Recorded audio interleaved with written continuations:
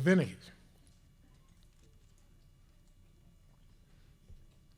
Who did they put out?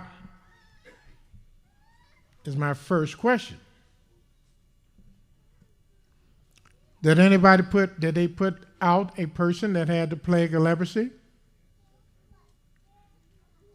Yes? Who said yes? Raise your hand. Don't need to grab the book now.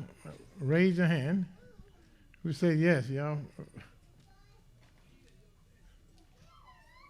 Well, the truth is they did not put anyone out that had the plague. They put out the man that's a leopard. That's the difference between a leopard and him that has the plague.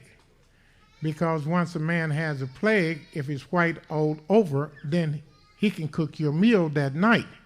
You can go to the restaurant at PL's or at Hyatt Regency and he can cook your food because he's clean, because he's white all over. Now, if a man is a leopard, he can't cook your food because he's unclean. Now, what am I talking about? Let's get back to Numbers, the 13th chapter.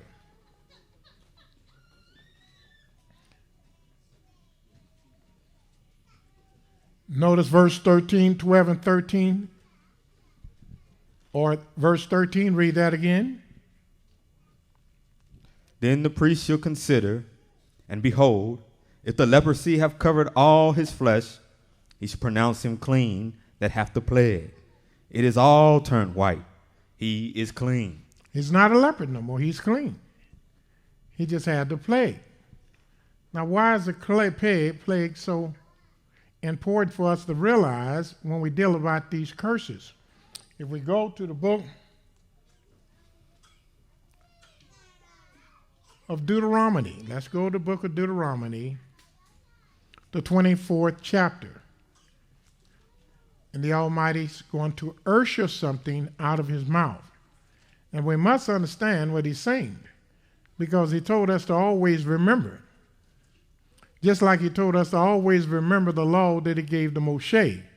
Just like he told us to always remember the Sabbath day, he told us always to remember this. And most of our people won't teach on this, but they teach on the Sabbath day because Yah said remember the Sabbath day. But if we go to the book of Deuteronomy, the 24th chapter, notice what verse 8 is saying. Take heed in the plague of leprosy. I want you to pay attention. I want you to take heed in the plague of leprosy, not the disease of leprosy, but in the plague of leprosy, that thou observe diligently, that you observe diligently, and do according to all that the priests, the and Levites, I want you to do according to all that the priests, the Levites shall command you to do. Everything they command you to do, I want you to do it. Because if you don't, remember, I want you to remember and never forget what I did to Marion when you came out of Egypt. I don't want you to ever forget what Yahweh has done to Marion.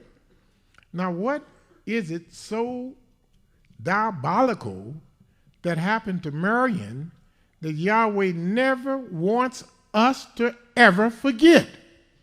If we go to the book of Numbers, the 12th chapter.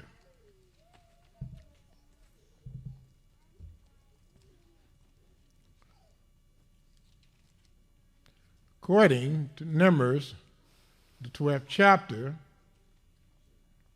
we're going to start reading at verse 8. Let me see where we want to go.